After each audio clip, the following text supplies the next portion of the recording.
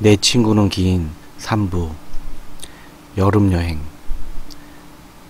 바야흐로 작년 여름 저랑 광희는 운전면허를 따기로 했습니다. 전 마음만 잘 먹는 사람이라 진작에 때려쳤지만 우리의 멋진 광인이 딴 것입니다. 그것도 일종. 지금까지 제 글을 잘 읽으신 분들은 아실 겁니다. 광희는 복싱을 합니다. 광희는 부친이 복싱 체육관을 광인이 태어나기 전부터 운영하신 결과물입니다. 광희는 키는 땅딸만 해도 겁도 없고 맷집도 좋습니다. 제가 얘를 광인이라 부르게 된 것도 링 위에서 복싱하는 걸 봤을 때부터입니다. 광인네 부친은 본인이 못다한 꿈을 외동딸인 광인에게서 꾸려 하십니다. 어쨌든 광인이 면허를 땄습니다. 매미가 꽥꽥 울던 여름이 왔는데요. 광인이랑 저는 귀인과 남인을 데리고 여름여행을 떠나기로 했습니다. 그렇게 우리는 광인네 체육관 스타렉스를 타고 떠났습니다. 우린 물반 사람반이라는 유명한 바다 같은 데는 안 갔습니다. 그랬으면 스타렉스 타고 가지도 않았습니다. 목적지도 없고 여자끼리만 출발했습니다. 광인의 놀라운 운전 실력. 정말 낭만적이지 않습니까? 하지만 여러분들, 어딜 가시든 목적지는 확실히 정하고 모르는 곳은 가지 말길 바랍니다. 우리는 2009 무한도전 유행가에 몸을 맡기며 들뜬 마음으로 1차 강원도로 달렸습니다. 강원도에서 운전해 보신 분들은 아실 겁니다. 죄다 꼬부랑길이고 그 길이 그 길같이 헷갈립니다. 광인이 여자치고 타고난 드라이버라지만 그건 아는 길에서만 통했습니다. 초행길에서 길을 잃어버린 것입니다. 광인의 명성은 바닥으로 추락하고 제가 진짜 표지판만 보고 가면 되지 왜 길을 잃어? 왜? 야 이 또라이야, 그럼 네가 운전하든가. 그럼 후진해. 후진하다가 뒤에 오는 차량 박아서 황천길 밟고 싶냐? 야 잠깐만 노래 좀 꺼. 그렇게 유재석고 재석고는 고 한번 제대로 못하고 꺼졌습니다. 음악을 끄니까 순간 싸해졌습니다. 신경 안 써서 몰랐는데 날까지 어둑해졌더라고요. 제가 왜 소리 질러? 그러자 남인이 직진해서 우측으로 보이는 다리로 우회전 하라는 거입니다. 광희는 네 여기 길 알아? 다리는 언제 봤어? 이랬더니 남인이 옛날에 가족들이랑 와봤어 라고 말했습니다. 우리는 그래? 야 그래도 다행이다. 네가 길을 알다니. 광희는 남인 말대로 직진하다가 우회전해서 다리를 건넜습니다. 급조성한 살벌한 분위기에 핸들을 잡고 있는 광인의 손은 덜덜 떨고 있었습니다. 광인에게 힘이 되고자 조수석에 앉은 저는 광인의 손을 살포시 잡아줬습니다. 광인은 바로 치워라고 말했습니다. 무한하겠으리. 다리를 건너고 갓길에서 우리의 스타렉스는 잠시 시동을 껐습니다. 그러자 남이는 야 다 내려, 여기서부터 걷자 이랬습니다. 저랑 광희는 절대 안 내린다고 왜 내리냐고 항의했지만 대뜸 귀인이 그래 날도 어두운데 더 이상 차로 이동하지 말자 이랬습니다. 대학 다니는 애랑 귀신 보는 애가 그러자니까 별거 없는 나랑 광희 따윈 바로 수긍했습니다. 제가 말했습니다. 근데 가다 보면 사람 사는 집 있어? 남인이 응 계속 걸어가면 동네 나와. 무거운 짐들은 스타렉스에 남겨두고 들고 온 가방만 대충 가지고 우리는 남인 말대로 걸어 들어갔습니다. 한 20분 걸었나?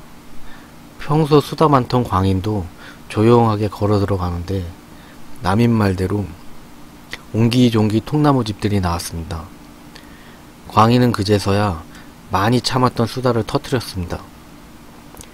원체 말이 빠른 아이였는데 전혀 알아들을 수 없었습니다. 귀인하고 남인이 약간 뒤쳐져 걷고 있어서 제가 야 얘들아 빨리 와 여기 진짜 집 있어 라고 소리 질렀습니다. 귀인이 알았다는 표시로 손을 흔들었습니다.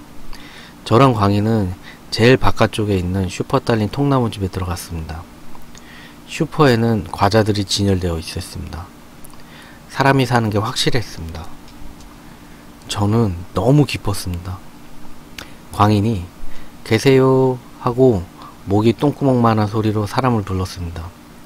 제가 야 그렇게 해서 참 잘도 들리겠네 했지만 예상과 달리 안쪽에서 이쁘게 생긴 언니가 나왔습니다.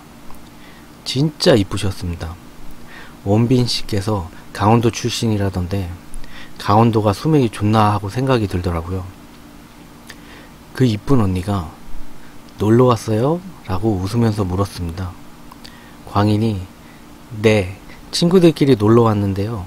길 잃어버려 갔고요. 그 언니가 아 여기 길이 좀 헷갈리죠? 잃어버리는 분들이 많아요. 그랬습니다.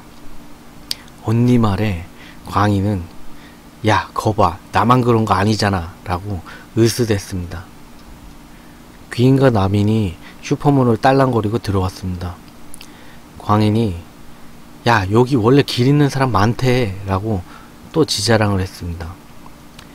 미안하지만 네 운전 실력은 중요한 게 아니야. 우리가 언니 혹시 언니네 민박 같은 것도 하세요?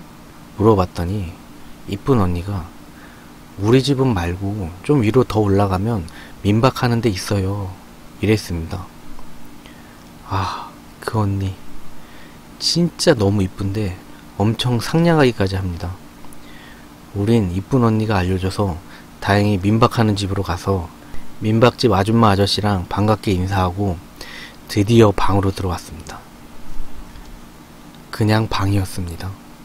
TV도 없고 에어컨도 없고 화장실도 밖에 있고 근데 어차피 하루만 있다 내일 바로 다시 나가기로 했기 때문에 상관없었습니다. 아줌마가 친구랑 선풍기를 가져다 주시며 아줌마가 말해줬습니다. 저기 웬만하면 창문은 열지 마요. 왜요? 벌레 들어오니까. 아, 네. 시골이라 그런가 너무 깜깜해지고 오래 차를 타서 그런지 너무 피곤했지만 고픈 배를 숨길 수는 없었습니다. 주인 댁에서 버너랑 냄비를 빌려 이쁜 언니네에서 산 라면을 끓였습니다. 먹으면서 광인이 야 근데 니 여기 와봤다면서 왜 니 알아보는 사람이 없냐? 라고 남인한테 물어봤습니다. 근데 별거 아닌 말이었는데 남인은 신경질을 내면서 야 모를 수도 있지 라고 호랑이 승질을 내는 겁니다. 근데 뭐 별로 대수롭게 생각 안 했습니다. 남인은 대학 입학 전 페이스를 갈아엎은 여자였으니까요. 그렇게 여자 넷이서 라면 7봉지를 해치우고 우리는 잠자리에 들었습니다. 다들 정말 많이 피곤했는지 눕자마자 코로 샹송을 부르면서 잠이 들었습니다. 근데 저한테는 버릇이 하나 있습니다. 전 꼭 새벽마다 잠이 깨서 화장실을 갔다 옵니다. 하루도 걸은 적이 없습니다. 그게 너무 귀찮아서 기저귀 차고 잘까도 생각했지만 어차피 갱년기에 올 요실금을 위해 참고 살고 있습니다. 역시 그날도 깨버렸습니다. 근데 이곳은 칠흑같은 어둠이 존재하는 무서운 강원도 시골 아닙니까? 귀인한테 같이 가달라 해야지 했는데요. 없었습니다. 그래서 화장실 갔나 생각하고 옆에 시끄럽게 자는 광인을 깨웠습니다. 광인아 일어나봐 일어나봐. 아 깨우지마. 제가 야 니 또 오줌 쌌냐? 라니까 광인은 그제야 벌떡 일어났습니다. 광인은 21살까지 자다가 가끔 지도 그리는 나약한 근육우먼이었습니다. 광인이 이불이 뽀송뽀송하단 걸 확인하고는 야 니 뒤질래? 라고 제목을 조르려고 했지만 다행히도 가자라고 말해줬습니다. 그렇게 광인하고 저는 바깥에 그것도 한참 떨어진 곳에 있는 화장실로 갔습니다. 화장실을 대충 설명하면 시멘트 벽으로 돼서 흰색으로 페인트 칠만 대충 해놓은 남자 여자 칸 2개 있고 나프탈렌 냄새 지독한 주위에 자풀이 나 있는 정말 열악한 모습을 하고 있었습니다. 그래도 다행인 게 똥 푸는 건 아니고 의외로 물이 내려갔습니다. 제가 광인에게 야 가지마, 가면 네 오줌 싼다고 체육관 나오는 파란 바지 오빠한테 말할 거야. 광인이 절 버리고 절대 못 가게 밑밥을 깔고 바지를 내렸습니다. 제가 안 갔지? 하면 광인이 제가 또 갔어? 하면 광인은 아니. 그렇게 이를 보고 나왔는데 저기서 귀인이 남인을 끌고 가는 게 보였습니다. 제가 귀인을 불렀지만 귀인 남인 둘 다 못 듣고 그냥 가는 겁니다. 그래서 저랑 광인은 귀인과 남인을 쫓아가려는데 누가 제 옷을 잡아당기는 느낌이 들었습니다.